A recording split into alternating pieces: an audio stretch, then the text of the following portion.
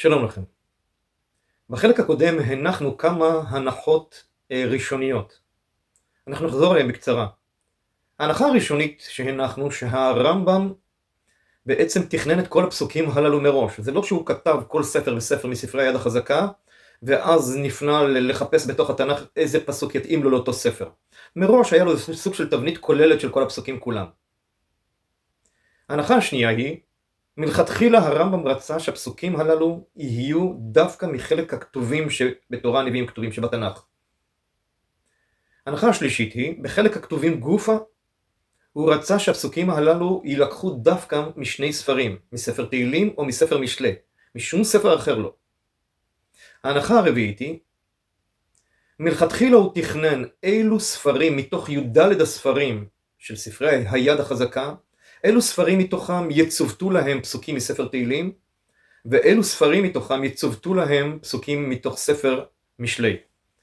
כלומר, מדובר פה על, יש לנו 12 פסוקים מספר תהילים ועוד 3 פסוקים מספר משלי. ההנחה החמישית היא שכמובן הפסוקים אמורים להיות עם סוג של התאמה תוכנית בין הפסוק לבין תוכן הספר שאליו הוא מצוות. ההנחה השישית היא שבספר תהילים גופה, אותם ספרים מספרי היד החזקה שנבחרו שיצוותו להם פסוקים מתוך ספר תהילים, מתוך ספר תהילים גופה, הבחירה הראשונית, העדיפות הראשונית היא לבחור פסוקים מתוך פרק קי"ט, פרק קי"ט שנקרא בשם תמניה אפק, נקרא בשם אלפא ביתא. הפרק הזה כולו עוסק במצוות עם שלל תוארים. כן, יש לנו מצוות, עדות, חוקים, פיקודים, משפטים, אורחות, תורות, אמרות.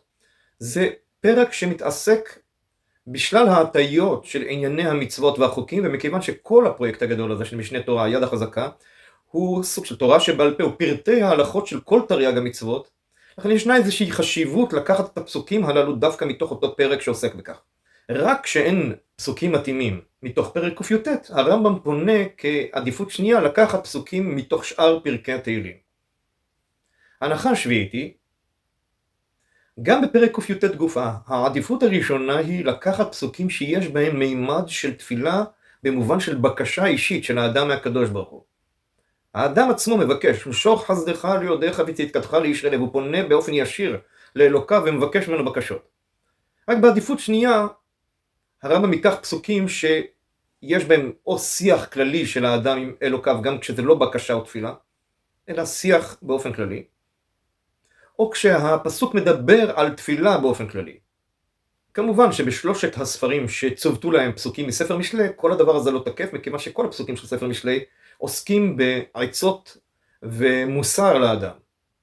ההנחה השמינית היא שהפסוק הראשון שמקדים את הפרויקט כולו, את הספר כולו, בשם השם כל עולם, שהוא פסוק מספר בראשית בכלל. זהו פסוק מסוגה שונה לחלוטין. הוא בכלל לא קשור לכלל הפסוקים שמקדימים פה את כל ספרי היד החזקה בפרויקט הזה של משנה תורה. כבר דיברנו על כך שבשני ספרים מספרי היד החזקה ישנה מחלוקת של גרסאות שונות איזה פסוקים מצוותים לספרים הללו. ישנם את הגרסאות הכלליות שנמצאות ברוב הדפוסים, שיש להם פסוקים מסוימים, ויש את הגרסה שהיא בעיקר בכתבי יד תימן שיש להם פסוקים אחרים. הספרים הללו מספרי היד הם ספר קורבנות וספר שופטים. דבר ראשון, ניתן להניח שלא מדובר פה במחלוקת של נכון או לא נכון. לא מדובר פה באחד שצודק ובאחד שטועה. יותר סביר להניח ששני הגרסאות יצאו מתחת ידי הרמב"ם. כלומר, מדובר פה בסוג של מהדורה קמא ומהדורה בתרא. גרסה ראשונית של הרמב"ם וגרסה אחרונה של הרמב"ם. הרמב"ם כביכול תיקן את הפסוקים עם הזמן. רק שבין הגרסה הראשונית לבין הגרסה השנייה, כתבי היד כבר נפוצו. כך שהיום אנחנו קיבלנו לידינו את שתי הגרסאות, גם הגרסה הראשונית שכבר נפוצה, וגם הגרסה האחרונה שהיא מתוקנת יותר. סביר להניח ששתי הפסוקים גם יחד נמצאים יחד באותה גרסה, כלומר לא מדובר פה בפסוק בגרסה אחת שתוקן, ופסוק בגרסה השנייה שתוקן. כלומר, יש לנו גרסה אחת שהיא מתוקנת, היא הגרסה ששתי הפסוקים גם יחד הם מהדורה בתרא.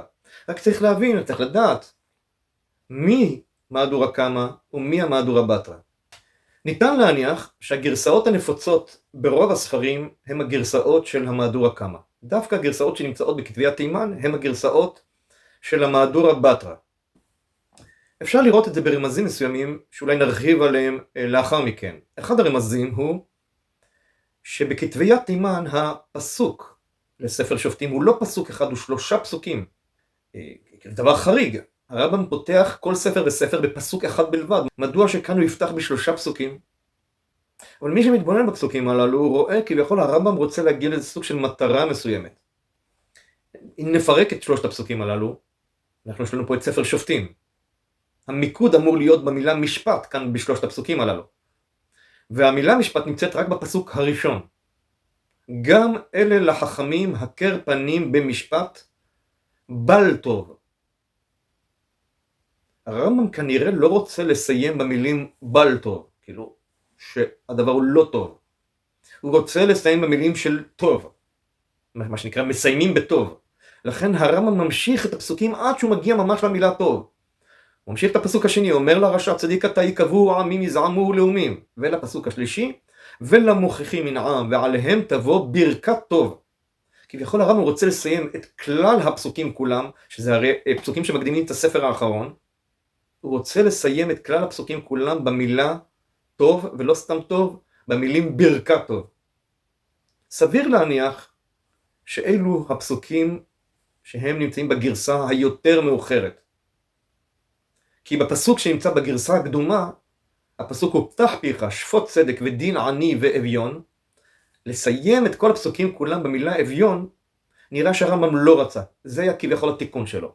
אני לא רוצה לסיים את כל הפסוקים כולם בספר האחרון במילה דין ועני ואביון, מה שנקרא תרתי לרעותה או תלתה לרעותה. הוא רוצה לסיים במילים של טוב. סביר להניח שהתיקון הוא דווקא בפסוקים שנמצאים בכתבי תימן. התיקון הוא בסיום של תבוא ברכת טוב. אלו הפסוקים כביכול שהרמב"ם מצא כמוצלחים, כראויים יותר לסיים את כל שלל הפסוקים הללו שמקדימים את כל ספרי היד החזקה. אחד הדברים המאוד מעניינים ומרתקים בגרסאות השונות הללו של הרמב"ם בעניין הפסוקים שמקדימים את 2 הספרים הללו, ספר קורבנות וספר שופטים, בהנחה שבאמת כל הפסוקים הללו כולם, גם המהדורה קמא וגם המהדורה בתרא, יצאה מתחת ידי הרמב"ם, אפשר לראות שהרמב"ם כביכול לוקח את הפסוקים, גם החליפיים, גם בגרסה המאוחרת יותר, מאותם מקורות שהוא לקח את הפסוקים הראשונים, מה שמלמד על כך שיש מחשבה מלכתחילה מאילו מאגרים הוא לוקח את הפסוקים הללו. זה חשוב לו.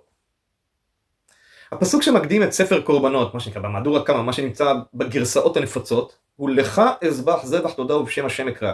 זה מתהילים פרק קט"ז. כלומר, קודם כל זה ממאגר של ספר תהילים. דבר שני, אמרנו שמלכתחילה היה עדיף להיות מפרק ק"ט. אם אנחנו לא מוצאים פרק ק"ט, זה אמור להיות משאר פרקים. קט"ז זה שאר פרקים, זה כביכול העדיפות השנייה. גם הפסוק החליפי מכתביית תימן נמצא גם מספר תהילים, כמובן לא מספר משלי, וגם מפרק שהוא לא פרק ק"ט, מפרק אחר. תיקון תפילתי קטורת לפניך משאת כפיים מנחת ערב, זה מתהילים פרק קמ"א, לא מפרק ק"ט. אותה תופעה מתרחשת גם כן בפסוקים שמקדימים את ספר שופטים. הפסוקים שמקדימים את ספר שופטים, בגרסה הכללית, מה שנקרא במהדורה קמא, זה פסוק מתוך ספר משלי, שזה דבר נדיר. זה רק ב3 מקרים, ב3 ספרים מתוך ספרי היד. פתח פיך שפוט צדק ודין עני ואביון, זה בגרסה הכללית מספר משלי, פרק ל"א. בכתבי יד תימן שוב פעם, הרמב"ם לוקח במהדורה בתרא מאותו מאגר, מספר משלי. משלי פרק כ"ד. גם אלה לחכמים הכר פנים במשפט בל טוב, אומר לרשע צדיק אתה יקבעו עמים יזעמו לאומים, ולמוכיחים מן העם ועליהם תבוא ברכת טוב. אנחנו רואים שהוא לוקח בדיוק מאותו מאגר של הגרסה הראשונית, אבל יתרה מזאת. גם בספר משלי גופה, ספר משלי מתחלק לכמה וכמה חלקים. אפשר לחלק באופן כללי את ספר משלי בכמה סוגים של חלוקות.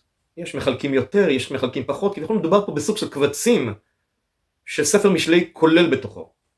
אבל החלוקה הכי גסה, הכי גדולה היא, שהחלק הראשון הוא מתחילת הספר, משלי שלמה בן דוד מלך ישראל. כן? כי יש פה כותרת, קובץ של כל המשלים של שלמה בן דוד מלך ישראל. זה מפרק א' ועד פרק י'. יש את החלק השני, שמתחיל בכותרת משלי שלמה. זה מפרק י' ועד פרק כ"ה. יש את החלק השלישי, שמתחיל בכותרת גם אלה משלי שלמה, אשר העתיקו אנשי חזקיהו מלך יהודה. זה הקובץ השלישי שנמצא בתוך ספר משלי. וזה מפרק כ"ה ועד סוף הפרק. מפליא לראות שהרמב"ם כביכול גם בתוך ספר משלי גופה, לוקח את הפסוק שמקדים את ספר שופטים, הן בגרסה הראשונית והן בגרסה השנייה, דווקא מהחלק השלישי הזה, מהחלק השלישי של גם אלה משלי שלמה אשר העתיקו אנשי חזקיהו מלך יהודה. אבל בזה לא די. דבר יותר מרתק הוא שכל ספר וספר כזה מתוך שלושת הספרים הללו של ספרי היד החזקה, לקוח פסוק מקובץ אחר מתוך ספר משלי. כלומר, שלושת הספרים מספרי היד החזקה שהרמב"ם מקדיש להם פסוקים מספר משלי, זה הספרים קניין, נשים ושופטים. הפסוק שמקדים את ספר קניין הוא מאותו חלק, מאותו קובץ ראשון בספר משלי. הפסוק שמקדים את ספר נשים הוא מאותו קובץ שני, הוא החלק השני בספר משלי. הפסוק שמקדים את ספר שופטים הן במהדורה קמא, בגרסאות הכלליות, והן במהדורה בתרא בכתביית תימן, הוא מהחלק השלישי שבספר משלי. אין הוכחה אולי חזקה מזו להראות עד כמה הרמב"ם מתוכנן ומכוון מאילו חלקים, מאיזה ספרים הוא לוקח את הפסוקים, ומאילו חלקים מתוך ספר וספר הוא לוקח את הפסוקים.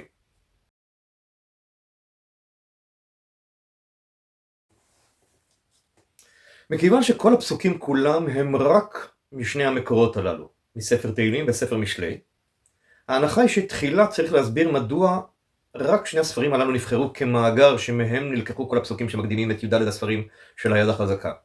לאחר שנסביר את זה, כבר לא נצטרך לשאול מדוע הוא בחר דווקא בפסוקים הללו, והרי יש פסוקים מתאימים יותר בכ"ד ספרים שבתנ"ך.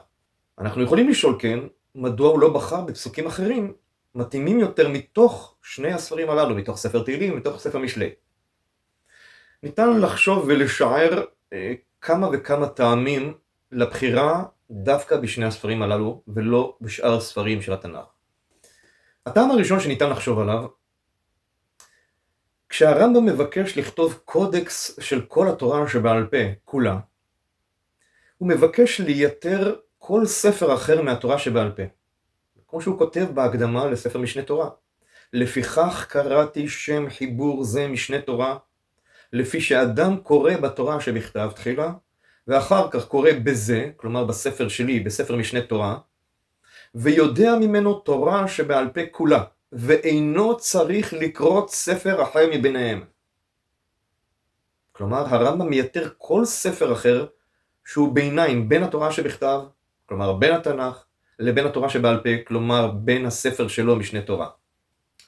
לפיכך, לא מן הנמנע שהרמב"ם מבקש ליצור איזה סוג של חוליה מקשרת בין החיבור שלו, שזה התורה שבעל פה, לבין התורה שבכתב. ומטבע הדברים, אותה חוליה מקשרת בין החיבור שלו, של תורה שבעל פה, לבין התורה שבכתב, זה בחלק האחרון של תורה שבכתב. כלומר, אם התורה שבכתב מחולקת לשלושה ספריות שונות, כן, תורה, נביאים וכתובים, לא מן הנמנע שהפסוקים ילקחו דווקא מחלק הכתובים שבתנ"ך, שזה מה שיוצר פה איזה סוג של חוליה מקשרת בין התורה שבעל פה שלו, לבין התורה שבכתב כולה. הדבר הזה בא לידי ביטוי גם כן בנוהג של עם ישראל, לקרוא בתורה בכל שבת, ובכל ימי שני וחמישי, ובמנחה של שבת, ובכל חג ומועד. אנחנו קוראים בתורה בחלק התורה שבתנ"ך. כלומר בחמישה חומשי תורה. אנחנו קוראים הפטרות מתוך החלק של הנביאים שבתנ"ך, שזה החלק השני. מה שנותר, כביכול לא נקרא בציבור, זה חלק הכתובים. כמובן, רק לעתים נדירות, יש את המגילות. אבל כאן הרמב"ם מבקש ליצור סוג של חיבור. אנחנו קוראים בתורה בכל שבת ומועד. אנחנו קוראים בנביאים בכל שבת ומועד בהפטרות. אני כרגע שם פסוקים מתוך חלק הכתובים, וזה החוליה המקשרת בין התורה שבכתב, שנקראת בכל ימות השנה, לבין התורה שבעל פה, שנלמדת כעת מתוך הספר שלי, מתוך משנה תורה. טעם נוסף, הספרים הראשונים בחלק הכתובים שבתנ"ך, אלו הספרים שמכונים בשם ספרי אמת. אמת ראשי תיבות של איוב, משלי ותהילים. כך הם נקראים. זוהי חטיבה בפני עצמה, כביכול תת חטיבה בתוך חלק הכתובים שבתנ"ך. יש להם ייחודיות מסוימת לכל שלושת הספרים הללו. במסורות מסוימות יש להם טעמים מיוחדים ומנגינות מיוחדות משלהם. ביהדות אשכנז עד לפני כ-200 שנה ידעו את המנגינות הייחודיות לספרי אמת. במסורת של יהודי מרוקו עד היום מנגנים טעמים מיוחדים, מנגינה מיוחדת לספרי אמת. לא רק שהטעמים והמנגינה מיוחדת לספרי אמת, אלא אפילו יש בה טעמים שלא קיימים בשאר ספרים. יש טעם שנקרא עולה ויורד, שהוא ייחודי רק לספרי אמת. הספרים הללו ייחודיים ומאופיינים גם כן בדברים נוספים. הם מאופיינים בסגנון של פסוקים קצרים, בסגנון של שירה, יש איזה פיסוק ומקצב שונה. הם כתובים בטורים כפולים, ככה כותבים בדרך כלל את השירות. ספרי אמת הם חטיבה בפני עצמה, הם ייחודיים מאוד, והם פותחים את חלק הכתובים שבתנ"ך. יש מחלוקת באמת מה הסדר ביניהם עצמם. סדר הספרים במסורת של חז"ל ובכתר רם צובא הוא תהילים, איוב ומשלי. אבל בכתבי יד מסוימים במסורת של יהודי אשכנז, ומי יודע, אולי גם אצל הרמב"ם זה היה כך, הסדר הוא דווקא תהילים, משלי ואיוב. כלומר, שני הספרים שפותחים את חלק הכתובים זה תהילים ומשלי. אבל לא משנה איזה סדר זה, מדובר פה בחטיבה בפני עצמה, ואם אנחנו מחריגים את ספר איוב, שהוא ספר של פורענות, אנחנו נשארים ביד עם ספר תהילים וספר משלי, שהם הפותחים את חלק הכתובים שבתנ"ך. הדבר הזה גם בא לידי ביטוי בתוספות בדיבור המתחיל בפורענותא, בבבא בתרא, בדף י"ד עמוד ב'. כותב תוספות כך: דמשום הכי כתבו איוב בהד תהילים ומשלי, לפי שהוא מעניין אחד, כתובים מעין שירה ומקראות קצרים וניגון אחד, דבימיהם היה ניגון. כלומר, יש פה איזה סוג של שניים שהם העיקריים, זה תהילים ומשלי. משום הכי כביכול צירפו את איוב לתהילים ומשלי שהם העיקריים, מכיוון שהם כתובים מעין שירה ומקראות קצרים ויש להם את הנגינה המיוחדת שלהם, ובימיהם היה ניגון. ייתכן שכך הייתה התפיסה גם של הרמב"ם. עיקר הפתיחה של חלק הכתובים הוא ספר תהילים וספר משלי. איוב הוא המצטרף אליהם. ומכיוון שכך, הרמב"ם רוצה לבחור פסוקים דווקא מהחלקים שפותחים את חלק הכתובים. על דרך הרמז יש לומר, כתוב בפרק קי"ט, הפרק הזה היה כל כך חשוב לרמב"ם לקחת ממנו דווקא פסוקים, כתוב ראש דברך אמת. ראש דברך אמת, כלומר בראש כל דבר שלך, בראש כל חיבור שלך, תניח משהו שקשור לאמת, קשור לספרי אמת, קשור לספר תהילים ולספר משלי. זה רמז נפלא. טעם נוסף על דרך הרמז, שישלים את מה שאמרנו קודם, חז"ל אומרים בגמרא כי משה כתב ספרו ופרשת בלעם וספר איוב. כלומר, משה רבנו כתב את ספר איוב שהוא השלישי מבין שלושת הספרים שמרכיבים את ספרי אמת. אם כך, רבנו משה בן מימון מחליף את משה רבנו שכותב את ספר איוב, ובעצם משלים בחיבור שלו במשנה תורה את אותם שלושת הספרים של ספרי אמת. יש לנו את תהילים, יש לנו את משלי, ויש לנו כביכול את איוב במשנה תורה עצמה. טעם נוסף, ספרי התנ"ך כולם מחולקים באופן כללי לתורה, נביאים וכתובים, אבל מבחינת הנושאים שנמצאים בתוך ספרי התנ"ך, הנושאים המרכזיים הם סיפורים והיסטוריה, חלק נוסף זה מצוות ותורות, חלק נוסף זה נבואות, חלק נוסף זה שירים ותפילות, חלק נוסף זה הוראות, עצה ומוסר. אם אנחנו ניקח את החלקים הראשונים, כלומר את התורה ואת הנביאים, הם בעיקר סיפורים והיסטוריה, בעיקר מצוות ותורות, הן של התורה עצמה והן דברי קבלה של הנביאים, וכמובן יש גם את הנבואות. כל אלו מרכיבים את שני החלקים הגדולים שנמצאים בתנ"ך, את התורה ואת הנביאים. דווקא החלק האחרון בתנ"ך, הכתובים, הוא יותר קשור לעניין של שירים ותפילות, ויותר קשור לעניין של הוראות, עצה ומוסר. ומכיוון שהרמב"ם כותב כרגע חיבור שהוא משנה תורה, כלומר, הוא תורה שבעל פה הוא פירוט של כל התורות והמצוות וגם דברי הקבלה שנמצאים בנביאים. אז כביכול יש לו קשר ושייכות ישירה בעיקר לחלקים הראשונים, לחלק התורה ולחלק הנביאים שהם דברי קבלה. מה שאמור ליצור איזה סוג של חוליה מקשרת בין שני החלקים הללו של תורה שבכתב לתורה שבעל פה, זה דווקא חלק הכתובים, שהוא קשור יותר לתפילות ולהוראות עצה ומוסר.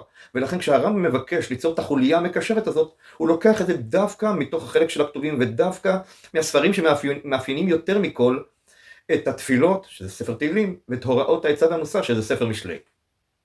טעם נוסף, גם ספר תהילים וגם ספר משלי מתחילים בפסוקים שמדברים על דברי שבח לתורה ולחוכמה. ספר תהילים מתחיל בפסוקים, אשרי האיש אשר לא הלך בעצת רשעים, ובדרך חטאים לא עמד, ובמושב לצים לא ישב, כי אם בתורת אדוני חפצו, ובתורתו יהגה יומם ולילה. ספר משלי פותח בפסוקים, משלי שלמה בן דוד מלך ישראל, לדעת חוכמה ומוסר, להבין אמרי בינה, לקחת מוסר השכל, צדק ומשפט ומישרים, לתת לפתאים עורמה, לנער דעת ומזימה, ישמע חכם ויוסף לקח, ונבון תחבולות יקנה. טעם נוסף, והוא טעם חשוב ביותר, ואולי יותר משאר הטעמים כולם. ייתכן והרמב"ם באופן מפתיע רואה לא בספרים עצמם את העיקר, את מוקד העניין, אלא דווקא באישים שעליהם מיוחסים הספרים הללו, הם המוקד של העניין. כלומר, אם ספר תהילים מיוחס לדוד המלך, ואם ספר משלי מיוחס לשלמה המלך, לא הספרים הם המוקד, אלא דווקא האישים, המלכים הללו, שלמה המלך ודוד המלך.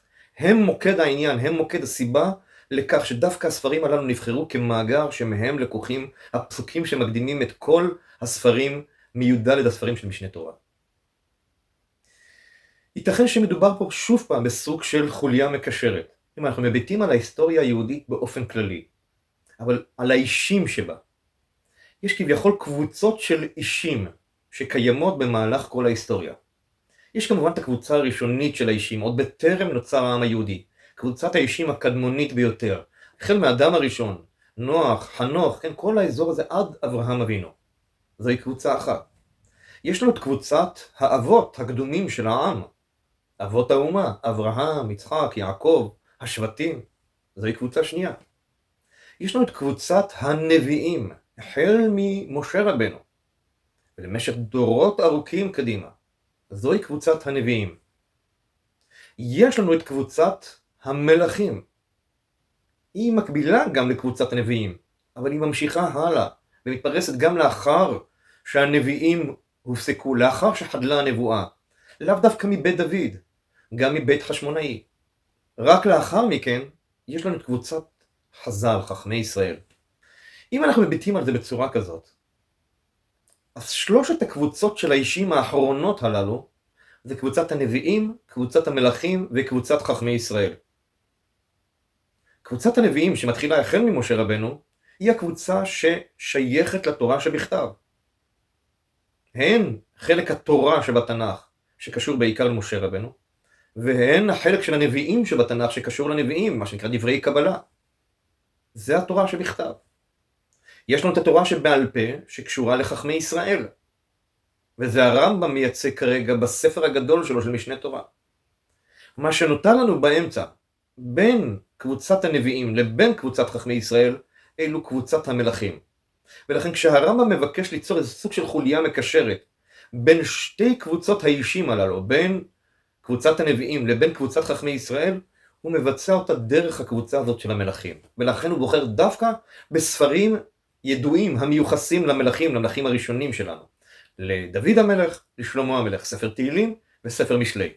אחד הדברים המרתקים ביותר זה להבחין בכך שכל הספרים מספרי היד החזקה שנבחרו על ידי הרמב"ם, שיצוותו להם פסוקים דווקא מספר משלי, כל הספרים הללו יש להם קשר ישיר דווקא לשלמה המלך. על שלמה המלך נאמר בספר מלכים א' בפרק ה', ויתן אלוהים חוכמה לשלמה ותבונה הרבה מאוד, ורוחב לב כחול אשר על שפת הים, ותרב חוכמת שלמה מחוכמת כל בני קדם, ומכל חוכמת מצרים, ויחכם מכל האדם. כלומר, המוטיב המרכזי שהיה לשלמה המלך זה העניין של החוכמה. באורח פלא, כל שלושת הספרים מספרי היד החזקה, שהרמב"ם בחר להם פסוקים מספר משלי, בפסוקים הללו יש את מוטיב החוכמה באופן גלוי וברור. הפסוק שמקדים את ספר נשים, הרמב"ם בחר את הפסוק מתוך ספר משלי, תורת חכם מקור חיים לסור ממוקשי מוות. חשוב לו שיהיה פה את העניין של החכם, הוא מרמז לשלמה המלך. בפסוק שמקדים את ספר קניין, ראשית חוכמה קנה חוכמה, ובכל קנייניך קנה בינה. שוב פעם, מספר משלי הוא מרמז לשלמה המלך. בפסוק שמקדים את ספר שופטים, כאמור יש שתי גרסאות. יש את הגרסה הכללית, שנפוצה בכל הספרים כולם כמעט, ויש את הגרסה של כתב יד תימן. באורח פלא, בגרסה הכללית לא קיים המוטיב הזה של חוכמה. כתוב שם פתח פיך, שפוט צדק ודין עני ואביון. דווקא בגרסה של כתב יד תימן, כפי ששערנו קודם, שזו הגרסה המאוחרת יותר, זה המהדורה בתרא שהרמב"ם תיקן, כלומר הוא מצא פסוק שתואם את התוכנית שלו, שגם בו יש את המוטיב של החוכמה, וגם קשור לספר הזה, לספר שופטים. הפסוק הזה ממשלי אומר כך, גם אלה לחכמים, הכר פנים במשפט בל טוב, אומר לרשע צדיק אתה יקבעו עמים יזעמו לאומים ולמוכיחים ינעם ועליהם תבוא ברכת טוב. שוב פעם הוא מצא פה פסוק שיש פה את המוטיב של החוכמה, גם אלה לחכמים, והוא שוב פעם מכוון לשלמה המלך. הערת אגב בהקשר לזה, יש פסוק בתהילים דווקא, שקשור לשלמה המלך, הוא מדבר על שלמה המלך ומדבר על משפט, כלומר הוא יכול להקדים את ספר שופטים בצורה נפלאה גם בהקשר של שלמה המלך. הפסוק אומר כך, לשלמה, אלוהים משפטיך למלך תן וצדקתך לבן מלך. זה מפרק עין ב' בתהילים. והרמב"ם לא בוחר בפסוק הזה בתהילים, כי חשוב לו לבחור דווקא מספר משלי שמשוייך ישירות לשלמה המלך, ולא בפסוק שמדבר על שלמה המלך, למרות שזה גם בתהילים, שזה חלק מהמאגר הכללי. כעת ניתן להבין מדוע הרמב"ם משייך 3 ספרים בלבד דווקא לשלמה המלך. ספר נשים, ספר קניין וספר שופטים. זה מכיוון ששלושת הספרים הללו קשורים למסכת חייו ולהיסטוריה של שלמה המלך בעיקר.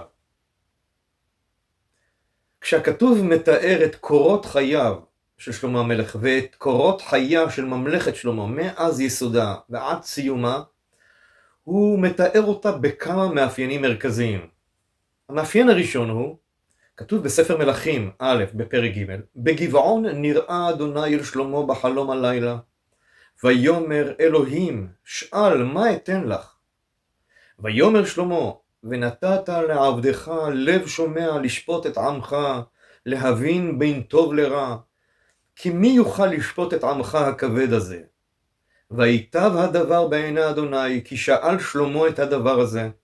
ויאמר אלוהים אליו, יען אשר שאלת את הדבר הזה, ולא שאלת לך ימים רבים, ולא שאלת לך עושר, ולא שאלת לך נפש אויביך, ושאלת לך הבין לשמוע משפט. הנה עשיתי כדבריך, הנה נתתי לך לב חכם ונבון, אשר כמוך לא היה לפניך, ואחריך לא יקום כמוך. כלומר, המאפיין המרכזי הראשון של ממלכת שלמה באופן כללי ושל שלמה המלך באופן פרטי, זה יכולת חוכמה ויכולת שיפוט. לכן, הספר שופטים שייך בעיקר לשלמה המלך. ומתוך ניסיונו של שלמה המלך כותב בספר משלי, פתח פיך, שפוט צדק ודין עני ואביון. או בגרסה אחרת, גם אלה לחכמים הכר פנים במשפט בל טוב, אומר לרשע צדיק אתה יקבעו עמים, יזעמו לאומים, ולמוכיחים ינעם ועליהם תבוא ברכת טוב. זהו בעצם המאפיין הראשון, מאפיין של יכולת שיפוט. ולכן הרמב"ם מצוות את ספר שופטים דווקא לספר משלי לשלמה המלך. המאפיין השני המרכזי בממלכת שלמה בכלל, ואצל שלמה המלך כאישיות בפרט, זה מאפיין של עשירות גדולה. וכך נאמר בספר מלכים. וגם אשר לא שאלת נתתי לך גם עושר, גם כבוד, אשר לא היה כמוך, איש במלכים כל ימיך. ושלמה היה מושל בכל הממלכות, ויהי לחם שלמה ליום אחד 30 קור סולת, ו60 קור קמח, 10 בקר בריאים, ו20 בקר רעי, ו100 צאן לבד מאייל וצבי, ויחמור וברבורים אבוסים. כי הוא רודה בכל עבר הנהר, מתפסח ועד עזה, בכל מלכי עבר הנהר, ושלום היה לו מכל עבריו מסביב. וישב יהודה וישראל לבטח, איש תחת גפנו ותחת תאנתו, מדן ועד באר שבע כל ימי שלמה. ויהי לשלמה 40,000 אורוות סוסים למרכבו, ו12,000 פרשים. וחלקלו הניצבים האלה את המלך שלמה, ואת כל הקרב אל שולחן המלך שלמה, איש חודשו. לא יעדרו דבר, והשעורים והתבן לסוסים ולרכש יבואו אל המקום אשר יהיה שם איש כמשפטו. כל הפסוקים הללו, כל התיאור הזה, מתאר עושר בלתי נתפס, עושר גדול של שלמה המלך ושל ממלכתו. לפיכך, המאפיין השני, המרכזי בממלכתו של שלמה, ואצל שלמה המלך באופן פרטי, זה העושר, זה הקניין. ולכן הרמב"ם מצוות את ספר קניין מתוך י"ד הספרים שלו של משנה תורה, דווקא לספר משלי, לשלמה המלך. ושלמה המלך, דווקא מתוך הניסיון הגדול שלו, של אותה עשירות גדולה, הוא אומר בספר משלי את הפסוק הבא, שבו מקדים הרמב"ם את ספר קניין. לא העושר הגשמי והקניין הגשמי הם החשובים. אומר שלמה המלך, ראשית חוכמה קנה חוכמה, ובכל קנייניך קנה בינה. המאפיין השלישי של שלמה המלך באופן אישי ושל ממלכתו, זה מאפיין של הנשים. וכך כתוב בספר מלכים. והמלך שלמה אהב נשים נוכריות רבות, ואת בת פרעה, מואביות, עמוניות, אדומיות, צידוניות, חיתיות, מן הגויים אשר אמר אדוני לבני ישראל, לא תבואו בהם, והם לא יבואו בכם. אכן יטו את לבבכם אחרי אלוהיהם, בהם דבק שלמה לאהבה. ויהי לו נשים שרות 700, ופילגשים 300, ויטו נשב את ליבו. כלומר, המאפיין המרכזי השלישי במלכות שלמה ואצל שלמה המלך כאישיות, זה עניין הנשים. שלמה המלך נושא 1,000 נשים, ובינותן גם כן בנות עמים רבים. והם היטו את לבבו ללכת אחרי אלוהים אחרים, ומתוך ניסיונו הזה של נשים רבות שמטות את לבבו מאחרי השם אלוקיו, אז הוא אומר את הפסוק הזה בספר משלי. תורת חכם מקור חיים, לסור ממוקשי מוות. ולכן הרמב"ם מצוות דווקא את ספר נשים לספר משלי, לשלמה המלך, כי זה מאפיין מרכזי במסכת חייו.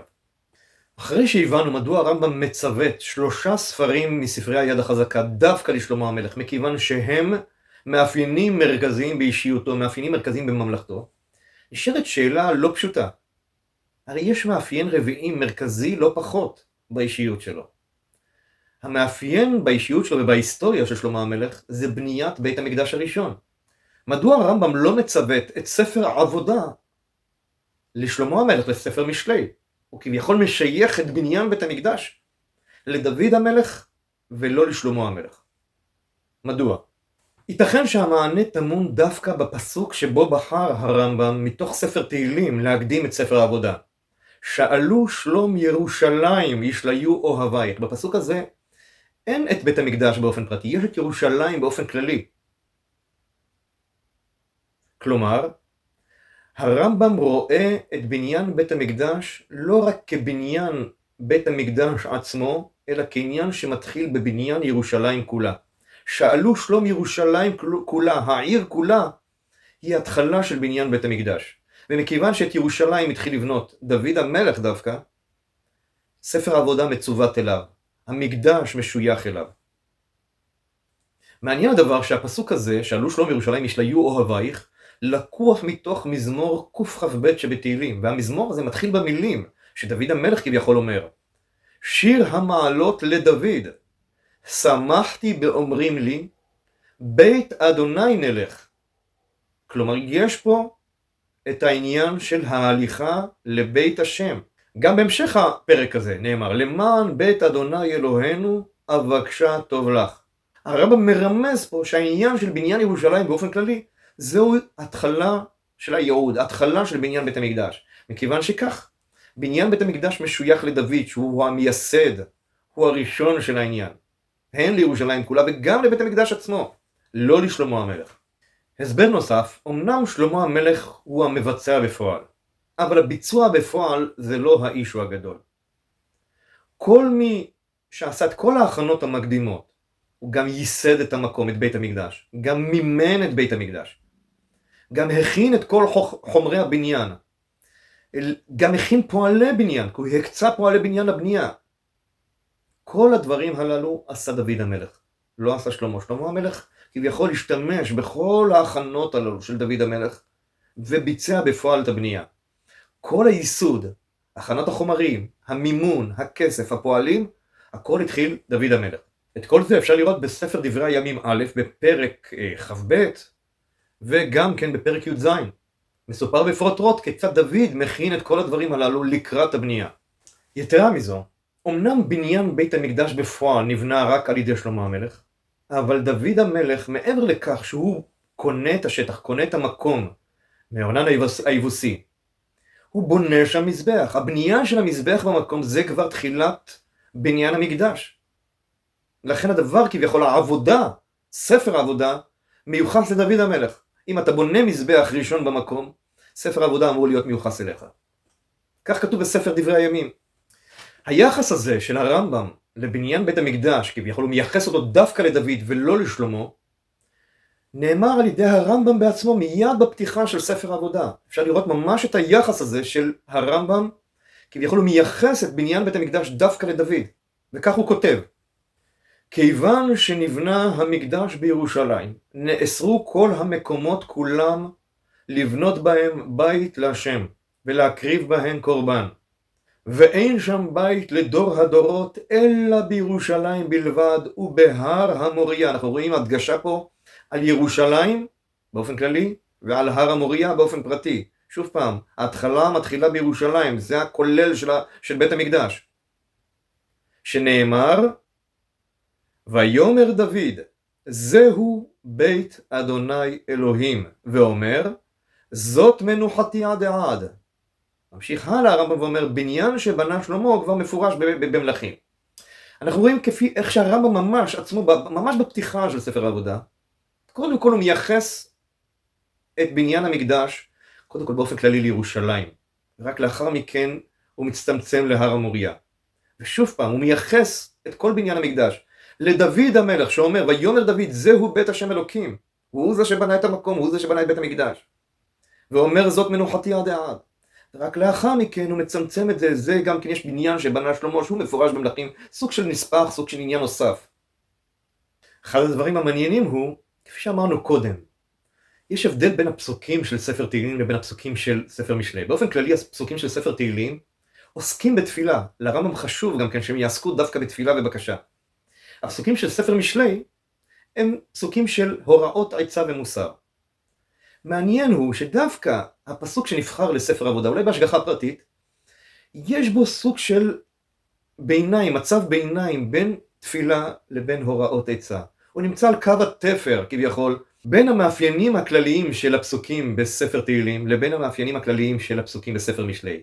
כתוב, שאלו שלום ירושלים ישליו אוהבייך. שאלו שלום ירושלים, הפירוש הוא שהאדם מבקש מהציבור, בואו נתפלל לקדוש ברוך הוא. אז יש פה את המוטיב של התפילה. מצד שני יש פה גם כן הוראת עצה ומוסר לאדם. בואו נתפלל לקדוש ברוך הוא, שאלו שלום ירושלים. זה ממש נמצא על קו התפר שבין הסגנון של הפסוקים של ספר תהילים, של דוד המלך, לבין סגנון הפסוקים של ספר משלי, של שלמה המלך. וזה ממש, הספר עצמו, ספר העבודה, הוא כביכול סוג של קו תפר בין דוד המלך, שהוא המייסד הראשי, כביכול הבונה המזבח הראשון, הוא זה שהכין את כל החומרים, את הפועלים, את המימון, את הכל, לבין שלמה המלך שביצע בפועל בסוף איזה סוג של בנייה של בית השם, בנייה של בית המקדש. אפשר לראות אפילו בפסוק עצמו דבר נוסף, שיש בו כביכול רמז לשלמה המלך. הפסוק אומר, שאלו שלום ירושלים ישליו אוהבייך, והמילים שאלו שלום רומזות לשלמה המלך. כמו שכתוב, הנה בן נולד לך, הוא יהיה איש מנוחה, והניחותי לו מכל אויביו מסביב, כי שלמה יהיה שמו, בשלום ושקט אתן על ישראל בימיו. כמו שאמרו חכמינו זיכרונם לברכה, כרם היה לשלמה, למלך שהשלום שלו. לכן המילים שעלו שלום ירושלים, יש בהם רמז גם כן לשלמה המלך. ויכול אין פה קיפוח של שלמה המלך. אמנם לקחנו פסוק מספר תהילים, לקחנו פסוק ששייך לדוד המלך, אנחנו מרמזים גם כן על שלמה. יש פה כביכול סוג של התקללות בין שני האישים, דווקא בספר עבודה. ספר עבודה הוא התווך, הוא החוליה מקשרת בין שני האישים הללו, בין דוד המלך לבין שלמה המלך. כפי שאמרנו בתחילה, ישנם ספרים מספרי היד החזקה שצוותו להם פסוקים מספר תהילים, ויש ספרים מספרי היד החזקה שצוותו להם פסוקים מספר משלי. מכיוון שהבסיס הראשוני מתוך ספר תהילים אמור להיות דווקא מפרק ק"ט, כי זה העדיפות הראשונה של הרמב"ם, ניתן להבין שיש איזשהם מאפיינים מסוימים שקיימים פרק ק"ט בתהילים, שהם תואמים את ספר משלי, למרות שהם מדברים בנושאים שונים. המאפיינים הם מאפיינים מילוליים שקיימים בשני המאגרים הללו.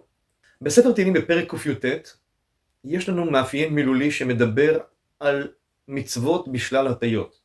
יש את המצוות, את העדות, החוקים, הפיקודים, המשפטים, האורחות, התורות והאמרות. כן, כתוב דרך אמונה, דרך שקר, דרך פיקודיך, דרך מצוותיך, דרך חוקיך, דרך עדותיך, תמימי דרך, נתיב מצוותיך, אורח רע. כן, יש פה הרבה סוגים של דרכים. כשאנחנו פונים לספר משלי, יש מאפיינים מילוליים נוספים, שוב פעם בהטיות שונות. בעניינים של חוכמה, יש מוסר, יש עצה, יש חוכמה, יש דעת, יש תבונה, יש בינה, יש עורמה, יש מזימה, יש לקח, יש דברי חוכמה, יש אמרים, יש מליצה, יש תחבולות, חכם, נבון, מבין, משכיל, כל שלל ההטיות שקשורות לעניינים של חוכמה. בעניין הזה מעניין לראות שמבין כל הצורות של המילים הנרדפות שמבטאות את מצוות השם בפרק ק"ט, הרמב"ם בחר פסוקים והוא השתדל שיהיה בפסוקים כולם את כל הצורות הללו, את כל ההטיות הללו שקיימות בפרק ק"ט, כמעט את הכל, חסר אולי חוקים ואורחות, סוג של אי יכולת למצוא, אבל הרמב"ם משתדל שכל הפסוקים כולם יהיה בהם את שלל ההטיות כולם. כן, יש לנו את אז לא אבוש בהביטי אל כל מצוותיך, יש לנו מה אהבתי תורתך, יש לנו נחלתי עדותיך, יש פעמי החן באמרתך, יש נדבות פרצנה השם ומשפטיך למדני, יש תהי ידך לאוזן כי פיקודיך בחרתי, כן, יש הט ליבי אל עדותיך, אותך ביושר לבב בלומדים משפטי צדקך. כל אלו ההטיות השונות של המצוות שקיימות מבחינה מילולית בפרק ק"ט, והרמב"ם משתדל להכניס את כל ההטיות הללו לתוך הפסוקים הללו. לכל פנים לבחור פסוקים שיהיה בהם את מגוון ההטיות הכולל, עד כמה שידו משגת. כמובן שכשמדובר על הפסוקים מספר משלי זה בלתי אפשרי. אם אתה לוקח 3 פסוקים מספר משלי ויש שם כ-20 הטיות, זה בלתי אפשרי. אבל בפסוקים של תהילים, של פרק ק"ט בתהילים, הדבר הזה בולט לעין. דבר מעניין שניתן לשים לב אליו, הרמב"ם בוחר פסוקים מתוך ספר תהילים שהם מרכיבים כמעט את כל איברי האדם. כמעט כסוג של קומה שלמה של האדם כולו. יש פסוקים שעוסקים בדעתו ובמחשבתו של האדם. יש פסוקים שעוסקים בפיו ובדיבורו ושיחתו ותפילתו של האדם. יש פסוקים שעוסקים בליבו, ברצונותיו, באהבותיו, מהווייו של האדם. יש פסוקים שעוסקים בידיו של האדם. יש פסוקים שעוסקים ברגליו של האדם. יש בקרביו של האדם. יש פסוק שעוסק בפנים של האדם. אם נצרף לזה גם את הפסוק הראשון של אז לא אבוש בהביטי על כל מצוותיך, אז יש לנו גם את העיניים של האדם. יש כאן כביכול קומה שלמה של האדם בכל הפסוקים כולם. כשמביטים על כך ניתן לראות באמת סוג של תכנון מקדים. זה לא פסוקים שנבחרו באקראי בכל פעם שהרמב"ם ניגש לכתוב ספר חדש ואז הוא חיפש פסוק מתאים, אלא יש פה סוג של תכנון מקדים, גם של כלל קומת האדם, גם של כלל ההטיות של המילים של מצוות, חוקים, אמרות, משפטים שקיימים בפרק ק"ט. יש פה סוג של תכנון כולל ומקדים. אפשר לראות את זה בפסוקים, נאמר עיניים, כן, הבטה, זה אז לא אבוש בהביטי על כל מצוותיך. אם אנחנו מדברים על מוח, לב, התבוננות של האדם שכלית, משוך חסדך ליודעך וצדקתך לישרי לב, כאן לב לא במובן של לב כפי שאנחנו מבינים את זה כאיבר של, אולי של אהבה, כן? או לא איבר פיזי, לב, יש גם כן סוג של התבוננות שכלית שקשורה ללב. לב נקשר לעניין שכלי בעבר גם כן. יש אפילו כליות יועצות נקשר לעניין שכלי בעבר. יש לנו גם מה אהבתי תורתך כל היום משיחתי, כן? יש פה עניין של אהבה, זה כן קשור לעניין של לב בעניין של אהבה, ושיחתי זה עניין של פה. יש לנו רגליים, תורת חכם מקור חיים, לסור ממוקשי מוות, כן? אתה סר ממקום מסוים, אתה הולך מהמקום הזה. יש לנו עוד פעם רגליים בספר קדושה, פעמי החן באמרתך, ואל תשלט בי כל אבן. פעמי זה הצעדים שלי, כן? זה הרגליים. יש לנו נתבות פיר אצלנה השם. יש לנו את תהי ידך לעוזרני, יש פה את הידיים של האדם. כמובן, שוב פעם פה בשאלו שלום ירושלים, בשם השם אקרא. יש לנו את הכפות ידיים, תיקון תפילתי קטורת לפניך, משאת כפיים מנחת ערב, לפי הגרסה בכתבי התימן. יש את לב טהור ברא לי אלוקים, ורוח נכון חדש בקרבי, גם את הקרביים וגם את הלב יש בפסוק הזה. יש הט ליבי אל עדותיך ואל אל בצע, שוב פעם לב. יש לנו ראשית חוכמה, קנה חוכמה, זה עניין של המוח, שוב פעם התבוננות. ושוב פעם עניין של לב, אותך ביושר לבב, ושוב פעם עניין של פה, פתח פיך שפות צדק. כן, יש לנו גם כן, גם אלה לחכמים הכר פנים. כל אלו בעצם פסוקים שמרכיבים את קומת האדם השלם. העניין אגבי נוסף, על פי רמז, אם אנחנו סופרים את כל מילות הפסוקים כולם, שהרמב"ם כביכול הקדים את כל הספרים שלו בספר משני תורה, אם אנחנו לוקחים את המילים בגרסה של כתב יד תימן, אנחנו מגיעים ל-120 מילים בדיוק. זה מספר טיפולוגי, עגול. ושוב פעם, למרות שהרמב"ם בטבעו לא היה שייך כל כך לעניין הזה של ספירת מילים, כן, ספירת מילים של מספר עגול, קשה להאמין, אבל בכל זאת, ייתכן שהיה את הרובד הזה הפנימי בנפשו, בנשמתו של הרמב"ם. וכביכול כשהוא ראה סוג של סגירת מעגל בעניין של 120, גם הוא כמשה, משה רבנו חי 120 שנה, לא נס לחו ולא קהתה עינו, כן, העניין של 120 פה כמספר טיפולוגי סגור, זה, יש פה מימד שכדאי לתת עליו את הדעת, ואולי זה רמז נוסף לכך, שדווקא כתבי יד תימן הם הגרסאות המאוחרות יותר, כביכול הרמב"ם רצה לסגור פה עוד מעגל, מעבר לשאר סיבות שבהם הוא החליף את הפסוקים הללו, יש פה גם סגירת מעגל של מספר מילים. אם נצרף לכך גם את העובדה שהרמב"ם בגרסה השנייה מחליף את הפסוקים בספר האחרון, ספר שופטים, לפסוקים גם אלה לחכמים הכר פנים במשפט בל טוב, אומר לרשע צדיק אתה, יקבעו עמים, יזעמו לאומים, ולמוכיחים מנעם ועליהם תבוא ברכת טוב. כפי שאמרנו קודם שהוא רוצה לסיים בטוב, במילים ברכת טוב, ולכן הוא מצרף פה 3 פסוקים גם יחד. אז רואים פה מימד נוסף באישיות של הרמב"ם, שחשוב לרמב"ם גם העניין הזה של הרמזים, של המספר המילים, של הסיום בטוב, סיום במילים ברכת טוב, זה מצטרף למימד נוסף שלא שמים אליו לב. ברגע שהרמב"ם מחליף את הפסוקים לספר שופטים, ובמקום פסוק אחד יש כרגע 3 פסוקים, אז לא רק שהמילה האחרונה בפסוק האחרון זה ברכת טוב, כביכול מסיימים בטוב, אלא כל כלל הפסוקים שהרמב"ם ציוות לספרים השונים, לחלקים השונים של היד החזקה של ספר משנה תורה, כולם מצטרפים כרגע למספר 17, שזה מספר טוב בגימטריה. וזה כבר דבר נפלא, זה כבר, יש פה יותר מדי רמזים שמלמדים על כך שהרמב"ם מתכנן פה דבר שהוא קשור לעולם הרמז, קשור למימד הזה של 120 מילים בכל הפסוקים, 17 פסוקים כמניין טוב, להשלים, לסיים בטוב, לסיים במילים ברכת טוב, זה כבר צירוף של כמה וכמה מימדים שנותנים לנו תמונה אחרת לאישיות הפנימית של הרמב"ם.